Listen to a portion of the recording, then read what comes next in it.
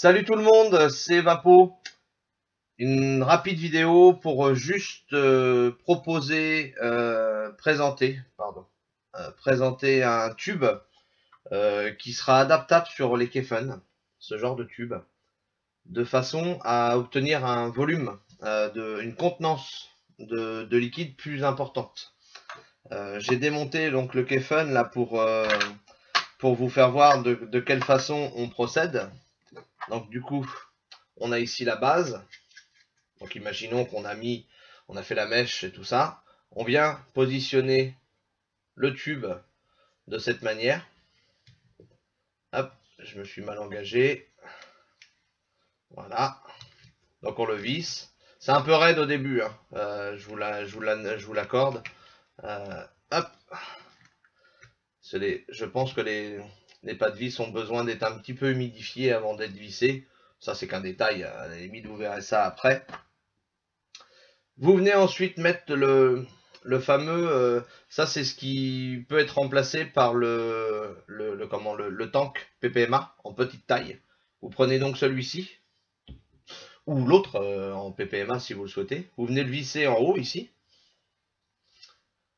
Hop. Voilà, on le visse de cette façon. Et ensuite, qu'est-ce que j'en ai fait?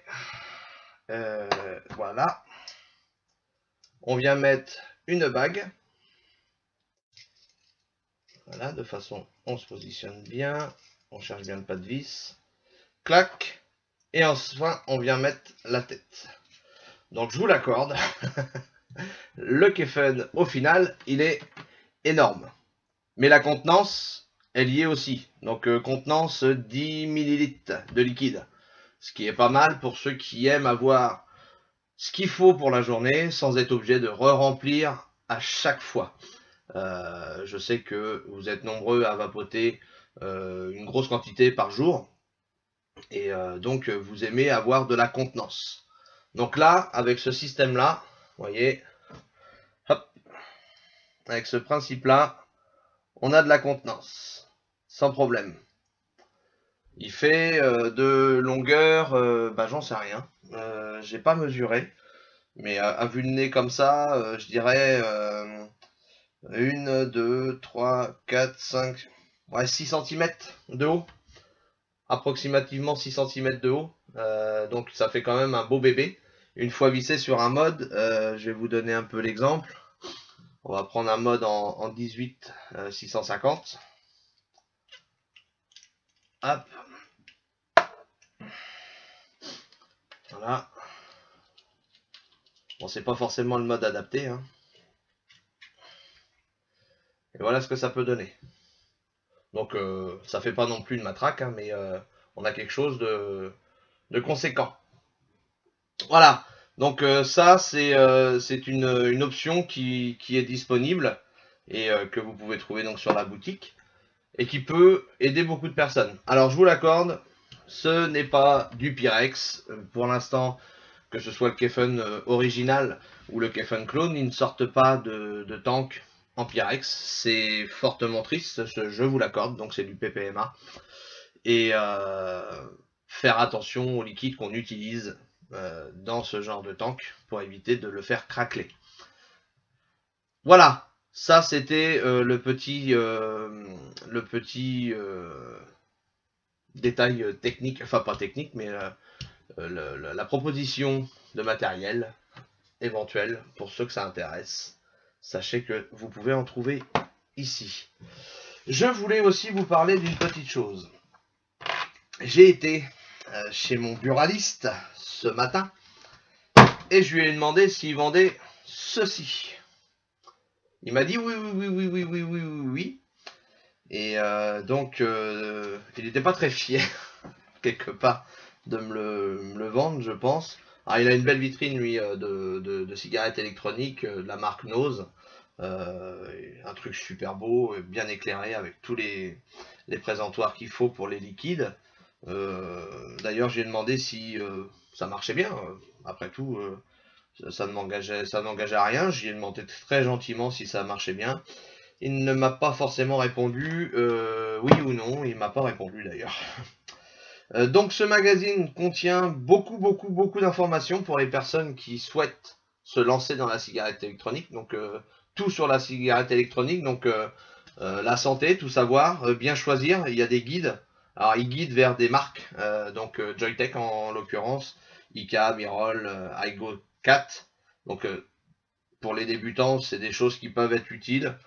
Bien évidemment, après, on saura à travers nos vidéos et même vous-même dans votre entourage proposer du matériel qui peut être plus performant à l'avenir s'ils souhaitent connaître d'autres sensations dans la vape. Bien évidemment, j'espère que ce sera remplacé. Ce sera plus la cigarette électronique, mais ce sera le vape, le vaporisateur personnel donc d'arôme. Donc voilà, ça ce serait bien que ça change de façon à ce qu'on ne confonde pas tout, que l'on ne confonde pas la cigarette tueuse et la cigarette et la vape, le vaporisateur. Donc en l'occurrence ce serait bien. Il y a 100 pages quand même, hein, donc il y a pas mal de choses. Il y a pas mal de choses. Il y a aussi, ça a été très intéressant, enfin, j'ai trouvé ça très intéressant. La toute première cigarette électronique, hop là. Donc vous voyez la date, 17 août 1965, avec le schéma, hop là, dans le bon sens, pardon. Avec le schéma de la première cigarette électronique, c'est assez bluffant, je trouve ça très sympa. La personne qui a réalisé ça, alors j'arrive pas à traduire. L'inventeur, c'est Herbert A. Gilbert, voilà. Le premier inventeur de la cigarette électronique, donc du vapoteur, du vaporisateur, du tout premier vaporisateur qui a été créé en 1963. Donc en fait, il a voulu faire ça, cette personne-là, c'est écrit, parce qu'il ne souhaitait pas inhaler une fumée issue d'une combustion. Donc il a cherché, il a trouvé ce système-là, et il a créé le premier vaporisateur. Donc très bien. Je pensais, vous voyez, je pense qu'on était nombreux à penser que c'était notre cher ingénieur chinois qui l'avait inventé. Et en fait, il y avait déjà quelqu'un d'autre avant lui. Je ne savais pas. Moi, je ne savais pas. S'il y en a qui savaient, c'est tant mieux. Eh bien, je leur apprendrai rien pour les autres. Eh bien, voilà, sachez ça. Il est expliqué aussi comment bien choisir son liquide. Donc, il n'y a pas forcément de direction vers des marques en particulier, sauf à la fin. À la fin, il y a différents... hop, voilà. Il y a différentes marques à la fin qui sont proposées. Alors, je ne sais pas si on va pouvoir réussir à faire le point. Il y a Nose ici, So Good, Délice ici, VDLV ici, Alpha Liquide bien évidemment, Black Diamond et Halo. Donc ici Black Diamond et ici Halo. Voilà. Donc ça c'est on va dire c'est les marques références pour les personnes qui débutent pour obtenir plus ou moins de bons produits. Les bons produits VDLV, Halo, Black Diamond, pourquoi pas. Après, effectivement, on trouve du Alpha Liquide un petit peu partout dans les boutiques, surtout physiques. Donc voilà, ils expliquent qu'est-ce que le liquide avec ou sans nicotine, puisqu'il faut savoir que c'est existant avec ou sans nicotine. Il est bon de le préciser. Les taux qui sont variables, 0, 6, 12, 18 ou 0, 6, 11, 16, 18 jusqu'à 19, 6 pour certaines marques. Au-delà de 20 mg, comme vous le savez, ce n'est pas autorisé. Ça devrait passer normalement en lieu pharmaceutique pour ce genre de produits qui sont plus hauts.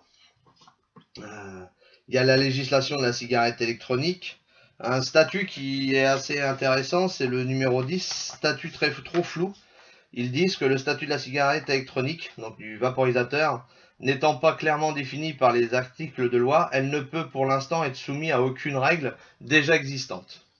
Donc voilà, c'est assez précis. Il y a le CACE qui souhaiterait la mise en place d'une licence pour autoriser les revendeurs, les buralistes, compris, à vendre la cigarette électronique, donc à vendre le vaporisateur. Le CACE, collectif des acteurs de la cigarette électronique, a créé le premier centre de formation dédié au métier de la cigarette électronique et de la vapologie, appelé 4Vape. Voilà. Il faut savoir que vapoter dans les lieux publics est toléré. Voilà, c'est toléré. La publicité est probablement interdite à l'avenir. Qu'il y ait des normes CE sur nos produits, donc ça c'est important. Ou acheter une cigarette, donc une e-cig, un vaporisateur, j'ai du mal encore, hein, je vais y arriver. Donc ça aussi. Il précise aussi que les buralistes veulent le monopole. Ça, on le sait déjà. Ça s'est fait le buzz sur comment la toile. Ils expliquent aussi les risques liés au vapotage. Donc, pas d'études sur le long terme, ça on le sait. Substances nocives. Mal préparées ou mal utilisées, les e-liquides peuvent produire des substances nocives pour la santé. Voilà ce qui est dit dans le bouquin. Voilà. Je pense que effectivement, si on met un taux trop important de nicotine, forcément ça devient dangereux. Et si on les prépare soi-même et qu'on devient un peu l'apprenti sorcier, on prend des risques pour sa santé. Donc c'est pour ça qu'on précise toujours qu'il faut faire attention quand on fait ses propres liquides. Il n'y a pas de danger à partir du moment où on respecte les règles. Voilà. La vapoteuse peut entretenir la dépendance de la nicotine de son utilisateur, la nicotine étant délivrée par inhalation. Alors je dirais que c'est vrai ou faux. Vrai et faux. Faux parce que dans la cigarette tueuse, il y a l'adjonction de l'ammoniac qui, lui, est un fixateur de nicotine dans les cellules du cerveau. Et c'est à cause de l'ammoniac que la nicotine agit autant en termes d'addiction. S'il n'y avait pas eu l'ammoniac, on serait plus facilement détachable de la cigarette tueuse. Étant donné qu'ils ajoutent tellement d'agents à la con dans la cigarette tueuse que l'ensemble fait qu'on chope l'addiction. Avec la vapoteuse, on a l'avantage de pouvoir se dire que de toute façon il n'y a que la nicotine et que de toute façon le sevrage sera plus simple parce qu'il n'y a que de la nicotine et il n'y a pas autre chose, des agents qui vont venir troubler le système du cerveau pour nous rendre encore plus addicts. C'est tout le contraire. Enfin, c'est mon ressenti. Le vapotage passif, si peu d'études ont été réalisées, les experts ont la certitude qu'il existe un vapotage passif après avoir retrouvé de la nicotine dans le sang et les urines des non-fumeurs ayant été exposés à la vapeur de la vapoteuse. Moi, je n'ai pas lu ces rapports-là, certainement que certains d'entre vous les ont lus, et c'est fort possible, si ça a été des études scientifiques, je veux bien croire. Il n'y a aucun problème, pardon. Les étiquetages des yeux liquides, donc je fais vite fait cette page-là, après je vous lis pas tout. Hein. Le rapport émis par l'Office française de la prévention contre le tabagisme, ou l'OFT, conseille un étiquetage clair et concis des éléments présents à plus de 1% dans la composition des 1 liquide. Voilà. Qu'est-ce qui pourrait être composition de la vapeur moins dangereuse que la fumée. Contrairement à la fumée de cigarette qui contient entre 4000 et 5000 produits différents, la vapeur de la vapoteuse aurait une composition similaire à celle du e-liquide et serait donc beaucoup moins nocive que la consommation de cigarettes tueuses. Une marque traditionnelle, mais moi j'appelle ça la cigarette tueuse. Donc limite du taux de nicotine, donc ça on sait, 20 mg. Qu'est-ce qui est dit là?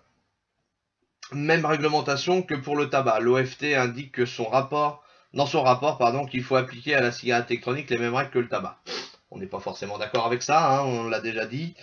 Déconseillé aux femmes enceintes, donc ça on sait que c'est préférable pour les femmes enceintes à cause de la nicotine justement présente dans les e-liquides d'éviter de vapoter, donc ça on le sait. Des effets secondaires. Le liquide mal dosé en nicotine dans une vapoteuse peut provoquer des effets indésirables, maux de tête, vomissements, nausées. Effectivement, quand on fait un surdosage de nicotine, on peut avoir la barre, on peut avoir envie de vomir. C'est ce qu'on appelle faire une overdose de nicotine, tout simplement. Voilà, donc c'est un magazine que je conseille d'acheter parce qu'il est rempli de choses, il est rempli de témoignages de personnes qui disent pourquoi ils ont arrêté de fumer, comment ils sont venus à la vapoteuse, par quels moyens, des choses comme ça. Ce que j'aime beaucoup, c'est ça. Voilà, alors le titre, hop là. Les autres méthodes pour arrêter de fumer. Moi, j'aurais plutôt mis les autres méthodes qui ne marchent pas pour arrêter de fumer. Bon, maintenant, la liste, elle est longue. Les patchs, les gommes à mâcher, l'acupuncture, l'hypnose, l'homéopathie. L'homéopathie, franchement. L'inhalateur. Donc, une sorte de vaporisateur dosé maximum à 5 mg de nicotine. Et soulage les symptômes de manque tout en permettant de conserver la gestuelle. Bref, la méthode Allen Kerr. Cette méthode a été fondée en 1983 par Allen Kerr, un grand fumeur qui en a fait une entreprise internationale. Cette méthode est non médicamenteuse et basée sur une approche psychologique et comportementale qui permet d'arrêter le tabac en suivant des instructions simples. Certains disent même que le livre de la méthode serait suffisant pour arrêter de fumer. Mais blablabli et blablabla. La psychothérapie, les médicaments, ça existe. Et l'aromathérapie. Donc l'aromathérapie, on le sait, puisqu'on utilise des arômes dans notre vapoteuse et effectivement c'est efficace. Bizarrement, il y a quand même une sacrée liste pour arrêter de fumer qu'on connaît déjà et qui ne marche quasiment pas. Alors ça a marché, attention, je ne dis pas que ça ne marche pas du tout, je dis que ça marche quasiment pas. Sur la moyenne des personnes qui ont voulu arrêter de fumer jusqu'à présent, ça ne marche pas. On a tous essayé les patchs, je pense, ou une grande partie d'entre nous, on a tous essayé les gommes dégueulasses à mâcher. On l'a fait, il y en a certains qui ont tenté l'hypnose, l'acupuncture. L'hypnose, à la limite, je pourrais peut-être y croire, peut-être. Mais bon, l'acupuncture, l'homéopathie, alors ça, c'est ce qu'on donne aux gamins pour leur faire croire qu'ils vont plus être malades. L'homéopathie, faut en bouffer des camions et des camions faut que ça fasse effet. C'est une méthode douce, mais elle est tellement douce qu'elle sert à rien. Donc voilà, qu'est-ce qu'il y a d'autre? Les 10 points à retenir sur les bénéfices de la cigarette. Donc forcément, une concentration adaptée, une redécouverte du goût, un effet immédiat sur les conditions physiques, substances nocives, il n'y en a pas, des économies, ça dépend pour qui. Ça dépend si on est addict des petits jouets qui existent à droite et à gauche. On peut vite tomber dans la passion de la cigarette électronique et au départ se retrouver à des fois dépenser un peu plus qu'au début, mais ça s'atténue et après on équilibre son budget et on se retrouve forcément à faire des économies avec le temps, c'est sûr. Le sevrage tabagique, donc ça c'est sûr aussi. Changer les habitudes, le geste du fumeur, d'autres méthodes pour arrêter de fumer, donc ça... si la vapote ne vous a pas convaincu, il reste toujours d'autres solutions pour arrêter de fumer. Voilà, je pense qu'ils ont été obligés de mettre ça, de préciser qu'il y avait des patchs, des saloperies comme ça. Donc, là c'est bien, ils le disent, enfin. Donc dans les bureaux de tabac, on trouve cette connerie là. Et c'est marqué en gros, vous voyez, ici, fuyez. Bien évidemment, fuyez, parce que c'est un produit qui ne... Ça vous permet d'essayer, si vous voulez, de vous rendre compte de ce que c'est que de vapoter. Mais... après, passer très vite à autre chose. Alors, il marque prix moyen entre 6 et 10 euros. En moyenne, c'est plutôt entre 10 et 20 euros dans les bureaux de tabac. Voilà. Donc, il précise des produits comme Kangertech, avec les bottes BCC, des kits qui sont très bien, environ 50 euros pour les gros fumeurs. Bon, ça permet effectivement de pallier à un vrai entre guillemets, sevrage tabagique. À environ 50 €, donc ça varie entre 39 € et on peut les voir juste monter jusqu'à plus de 80 € dans certaines boutiques, que je ne citerai pas. Il y a le kit du débutant, effectivement, qui est proposé un petit peu partout, dans les bureaux de tabac, mais aussi dans les boutiques de cigarettes électroniques, environ 30 €. Le fameux kit Nose, qu'on voit de plus en plus, hein, puisque Nose commence à prendre de la place sur le marché. Donc ça, c'est le même principe que l'autre kit que je viens de vous faire voir ici. C'est exactement la même chose, sauf qu'ils ont mis Nose dessus. Il n'y a rien qui change. La qualité n'est pas forcément supérieure. Après, donc il y a forcément les kits Joytech qu'on connaît, l'Irol, les choses comme ça, la ICAB, qui peuvent être pas mal aussi pour des personnes qui sont consommateurs de 10 à 20 cigarettes. Le kit Erol, donc j'en avais fait une vidéo dessus, qui est pas mal, mais bon, qui a des défauts pour les personnes qui sont petits fumeurs. Donc il cite quelques marques quand même, hein, c'est bien. Il y a ce kit là aussi, l'Igo 4. Personnellement, je l'ai testé. Il y a rien d'extraordinaire par rapport à d'autres kits. Et après, il existe tous les accessoires, donc ils en parlent des accessoires.